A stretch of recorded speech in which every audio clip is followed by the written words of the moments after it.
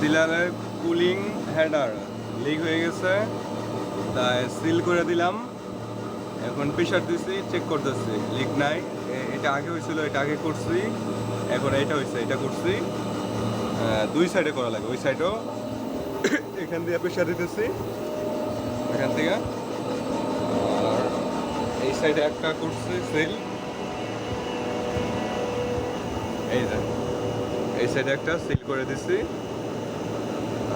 Leak check করতেছি, leak নাই। যেভাবে সিল করছি এভাবে ইনশাল্লাহ লিক থাকার কথা না।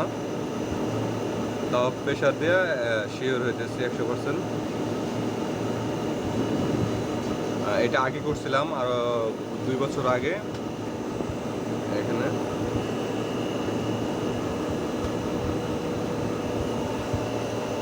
এটা কম্প্রেসার, এটা অয়েল সেপারেটর, এটা রিসিভার, এটা কর্নিসার, এটা হচ্ছিল পাম্প মোটর। সিলারের ভিতরে ইনডোরের পানিটা সার্কুলেশন করে। উপরে ফ্যান আছে, ওদিকে সার্কিট প্যানেল বোর্ড, এদিকে আরো অনেক কিছু আছে।